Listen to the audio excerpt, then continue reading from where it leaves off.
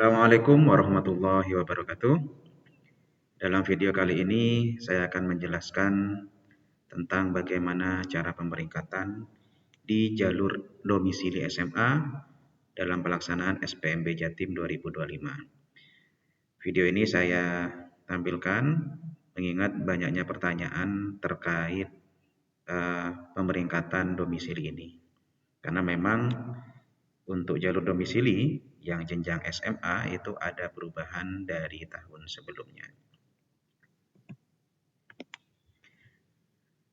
Jadi perubahan dalam domisili jenjang SMA itu yang pertama adalah pembagian rayon, di mana dalam satu kecamatan bisa ada kelurahan atau desa yang berbeda rayon. Tapi yang paling krusial adalah pemeringkatan, di mana pemeringkatan ini tidak lagi memprioritaskan jarak seperti zonasi tahun sebelumnya. Jadi jalur domisili tahun ini lebih memprioritaskan nilai akademik dibandingkan jarak ke sekolah tujuan. Ketentuan ini sudah ada di dalam Juknis SPMB tahun 2025. Jadi aturannya seperti ini untuk jalur domisili pemeringkatannya ya. Jadi di pilihan ke-1 ya, itu akan diperingkat dulu pada domisili reguler, kuotanya 20%. Nanti akan dilihat nilai akademiknya dulu atau nilai gabungannya. Jika nilai akademik sama, maka diperingkat berdasarkan jarak domisili terdekat dengan satuan pendidikan atau sekolah tujuan. Jika masih sama lagi, antara nilai akademik sama, jarak domisili sama, ya, maka diperingkat lagi berdasarkan usia yang lebih tua. Jika tiga komponen ini tiga-tiganya sama lagi, ya, maka diperingkat lagi berdasarkan waktu pendaftaran. Ya. Jika keempat ini kemudian tidak tidak memenuhi, maka jika tidak diterima ya di jalur regulernya, maka dia akan diperingkat di domisili sebaran. Ya. Untuk lebih memahami tentang bagaimana simulasinya, mungkin saya contohkan saja ya, bagaimana pemeringkatan dari jalur domisili ini. Nah, kita contohkan misalnya seperti ini ya kondisinya. Ada 63 siswa yang mendaftar di jalur domisili dan pilihan satunya adalah SMAN 3 Jember. Misalnya saja SMAN 3 Jember ini memiliki kuota domisili reguler 40 siswa. Maka 63 siswa pendaftar tadi itu akan diurutkan berdasarkan nilai gabungannya dulu. Dari yang terbesar sampai yang terkecil. Jarak itu tidak akan dilihat jika tidak ada nilai yang sama. Nah, contohnya seperti ini. Baru kalau ada nilai yang sama, misal kita lihat nomor 17-18 ternyata Fatiyatul dan Ni'id itu memiliki nilai yang sama yaitu 88,64. Kenapa Fatiyatul lebih dulu daripada Iid? Ini karena jaraknya yang lebih dekat. Jadi nilai sama baru dilihat jaraknya. Ya. Kalau peringkatnya ada di tengah-tengah ini tidak masalah ya. Dia dua-duanya tetap akan diterima. Tapi kalau kita lihat misal kasusnya tadi kuotanya 40, ternyata di urutan 39441 itu ada nilai yang sama juga. Misal Ika, Zaitun, sama Tony ini sama-sama 82,82. Nah, maka tiga orang ini akan dilihat jaraknya. Ika ada di urutan yang paling atas di antara tiga orang ini karena jaraknya Ika yang paling dekat. Disusul kemudian dengan Zaitun yang jaraknya 3 kilo atau 3000 meter. Baru kemudian Tony. Nah, karena Tony ada di peringkat 41 dengan pemeringkatan ini, maka Tony tidak lolos di domisili regulernya. Dengan kondisi seperti ini, ya, maka 40 siswa itu lolos pilihan 1 di domisili regulernya.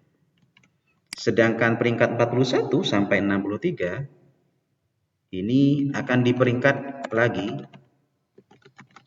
di sebaran ya pada pilihan satunya Mas ya. Nah, seperti itu. Jadi 23 siswa yang sisa ini yang tidak lolos di kuota regulernya 40 siswa itu akan diperingkat lagi di sebaran. Nah, cuma di sebaran ini ada hal yang sedikit berbeda ya. Di mana sebaran itu akan dilihat dulu kelurahannya. Kelurahannya itu jatahnya berapa ya. Karena domisili sebaran itu akan melihat kuota masing-masing kelurahan. Nah, sebagai contoh ini ya, sebagai contoh di rayonnya SMA 3 itu ada 1, 2, 3, 4, 5, 6, 7, 8 kelurahan misalnya yang memiliki kuota sebaran Tegal Besar 3, Keranjingan 2, dan seterusnya ya. Dari 23 siswa tadi itu akan dikelompokkan dulu berdasarkan kelurahannya. Jadi kelurahannya dikelompokkan dulu, baru kemudian akan diurutkan nilainya ya. Nah, di sini sebagai contoh ya. Tegal Besar kuotanya 3, pendaftarnya 4. Maka 1 harus dibuang ya, atau tidak lolos. Yang lolos hanya 3. Kita lihat ya, di Tegal Besar di sini yang hijau inilah yang diterima lagi di kuota sebarannya ya. Ada Iin, Putut, sama Syarif ya. Kenapa Ani tidak lolos? Karena dari 4 pendaftar dari Kelurahan Tegal Besar ini, dia yang paling kecil, sedangkan yang diambil kuotanya hanya 3 di Kelurahan Tegal Besar. Ya. Begitu juga di kelurahan-kelurahan yang lain. Keranjingan misalnya di sini kuotanya 2, pendaftarnya 4, ya 2 orang yang nilainya paling besar ini yang akan diterima ya. Nah, misalnya lagi di Kelompangan, kuotanya ternyata cuma 1, yang daftar 5, ya yang diterima 1 orang yang terbesar ya. Jadi dengan data seperti ini, yang hijau-hijau inilah yang akan diterima per kelurahannya sesuai dengan kuota yang ada. Nah, ini memungkinkan siswa yang nilainya lebih kecil ya, itu diterima daripada nilainya yang lebih besar jika kelurahannya berbeda. Sebagai contoh ini ya. Di sini coba kita lihat ada siswa dengan nilai, nah ini Muhammad Hashim ya. Muhammad Hashim itu nilainya 80,33. Dia tidak diterima ya, atau tidak lolos. Sedangkan siswa dengan nama Sarmin itu lolos ya. Padahal nilainya Sarmin dibandingkan dengan Muhammad Hashim lebih besar Hashim. Hashimnya 80,33, Sarmin 80,27. Kenapa ini diterima? Karena di kuota sebaran Sarmin ada di Ajung dan dia menang dengan temannya yang lain yang ada di Ajung. Sedangkan Muhammad Hashim itu bersaing dengan temannya yang ada di Keranjingan. Jadi ini yang agak berbeda di kuota sebaran. Seperti itu ya.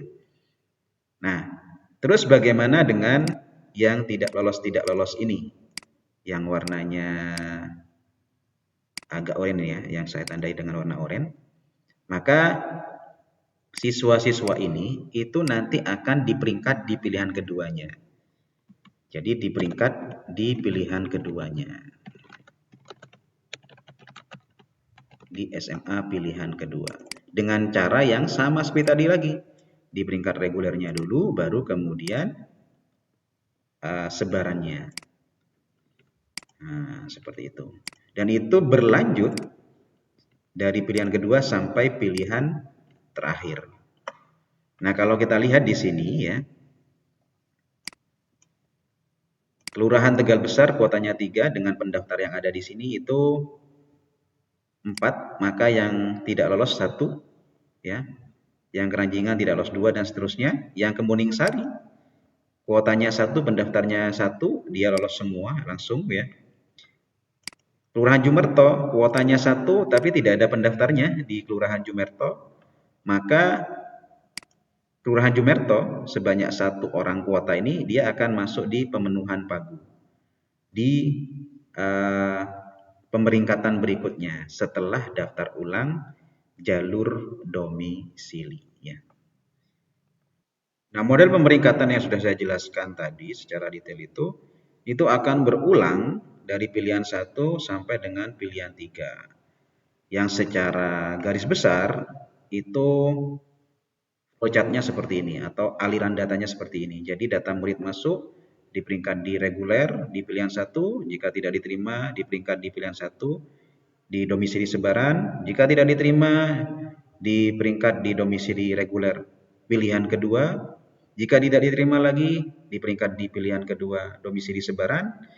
Jika tidak diterima lagi, di peringkat di domisili pilihan ketiga, domisili regulernya. Jika kemudian tidak diterima kembali, maka dia akan di peringkat di pilihan tiganya lagi pada domisili sebaran. Jika semuanya kemudian tidak diterima, maka hasil akhirnya ya tidak diterima. Seperti itu ya. Hal yang perlu diperhatikan bahwa pemeringkatan itu semuanya akan berjalan secara otomatis ya, dan akan terus berubah seiring dengan masuknya pendaftar selama masa pendaftaran ya. Jika kamu ingin melihat bagaimana hasil pemeringkatan, kamu bisa langsung mengunjungi portal SPMB Jatim, kemudian memilih pengumuman pemeringkatan tahap 3, pilih SMA ya. Kemudian di sini kamu bisa memilih berdasarkan sekolah tujuan atau berdasarkan NISN. Nah, di sini kamu bisa memilih lagi, yang dilihat adalah ranking domisili atau reguler atau sebaran ya. Kemudian memilih kotanya dan pilih sekolah tujuannya apa. Seperti itu. Ingat, ini hanya rankingan sementara, semuanya akan permanen setelah masa pendaftaran usai. Saya kira itu yang bisa saya jelaskan untuk video kali ini. Mudah-mudahan ini bisa bermanfaat dan mudah-mudahan kalian diterima di sekolah impian kalian. Terima kasih. Wassalamualaikum warahmatullahi wabarakatuh.